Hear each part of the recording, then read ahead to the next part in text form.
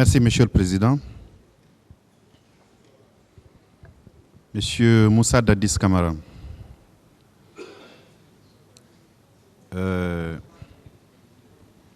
depuis la semaine dernière, vous parliez régulièrement de Monsieur Cellou Dalein Diallo. Oui. Aujourd'hui, peu avant la suspension, Oui. vous avez eu à dire que vous aviez mis tout en œuvre pour que les leaders politiques qui étaient blessés soient pris en charge au niveau de nos structures hospitalières ici, Oui. et que vous avez œuvré pour ceux qui voulaient se rendre à l'étranger pour des soins plus appropriés, qu'ils s'y rendent. N'est-ce pas? Oui. Bien. Sauf que ça n'a pas été facile pour ce monsieur que vous appelez érudit, parce qu'il a été entendu devant le pool des juges Je n'ai pas d'instruction. compris cette partie. J'ai dit sauf que ça n'a pas été facile. La sortie de monsieur Mamadou Cellou Dalein Diallo n'a pas été facile. Par rapport à la prise en charge, Par rapport à une prise en charge hospitalière à partir de l'étranger. non, je n'ai pas parlé de l'étranger, monsieur le président. J'ai parlé de la clinique Pasteur ici et j'ai été clair, j'ai dit, j'ai donné le feu vert, à l'époque, ceux qui ont jugé nécessaire d'aller se traiter à l'extérieur, ils étaient libres d'aller se traiter à l'extérieur pour des soins intensifs. Donc, je n'ai pas parlé pour les soins intensifs de l'extérieur. J'ai parlé de Je n'en ai pas parlé non plus. Vous ne m'avez pas compris. Je reviens. Je dis, oui. Puisque vous parliez de M. Mamadou Cellou Dalein Diallo, ce n'était même pas le seul. J'ai ajouté les autres leaders. Vous me suivez, M. Camara? Oui. Suivez, essayez de comprendre ce qu'il est en train de dire. Vous avez dit Oui. que sur place ici, ils ont eu droit à des soins sur vos instructions. Oui. N'est-ce pas? Oui. Et vous avez rajouté que ceux qui ont eu la volonté de se rendre à l'étranger, vous avez donné des instructions pour qu'ils s'y rendent. N'est-ce pas? Oui. Je dis maintenant que la sortie de M. Mamadou Cellou Dalein Diallo n'a pas été facile, selon ses déclarations. Je le lis. Je le lis pour vous. Oui.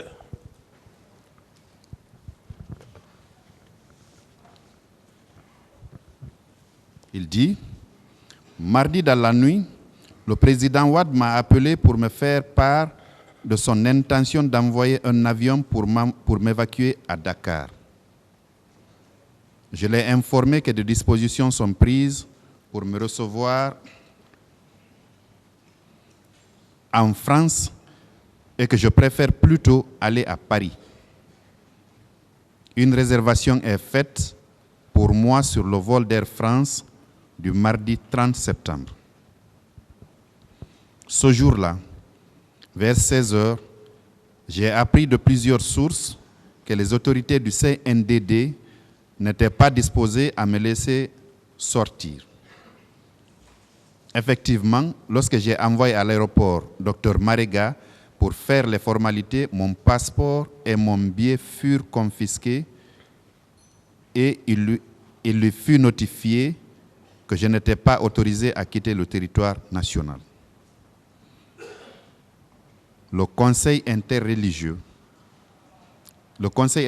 saisi par l'ambassadeur de France à Conakry, d'un côté, et le président Wade et Saïd Djounit, représentant du secrétaire général des Nations Unies en Afrique de l'Ouest, de l'autre, réussiront plus tard dans la nuit à convaincre le président du CNDD à me laisser sortir le lendemain pour des soins.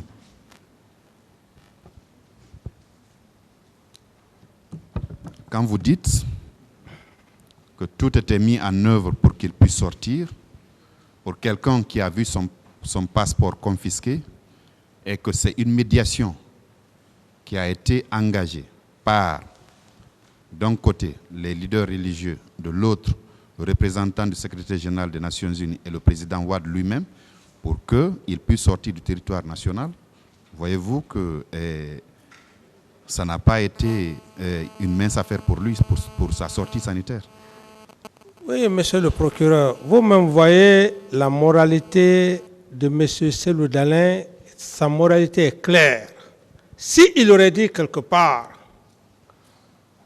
que malgré tout, le président du CNDD, le capitaine Moussa Dadis Camara, a refusé que je parte pour mes soins, on aurait vu tout de suite ma mauvaise foi. Monsieur Camara. Je vais dire, monsieur le procureur, Oui. je vais dire quoi? Et j'ai bien précisé. Je n'ai pas parlé des religieux, j'ai bien précisé.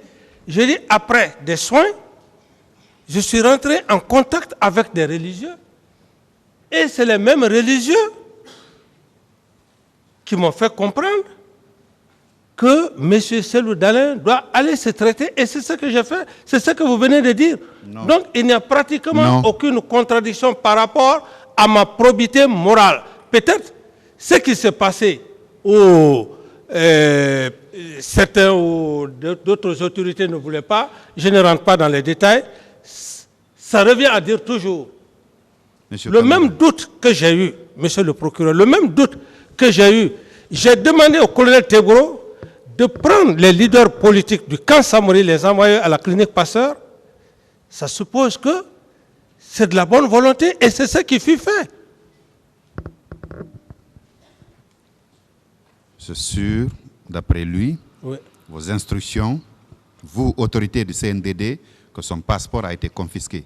C'est une médiation qui a été mise en place pour que son passeport lui soit restitué afin qu'il puisse voyager. Je suis d'accord avec vous, monsieur le procureur. Je veux juste vous dire... Je n'ai pas fini.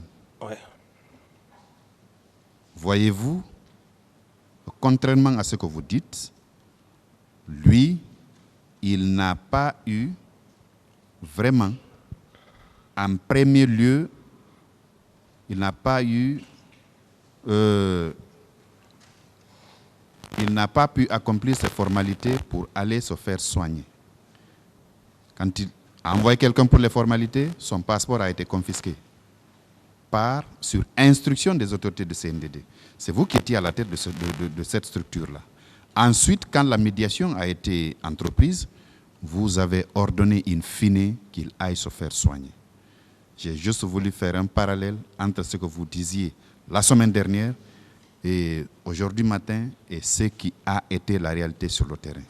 Monsieur le Président. Et par la même occasion aussi, ce n'est pas une question, M. Camara. Monsieur le Président, c'est par ici que nous terminons momentanément et nous vous remercions.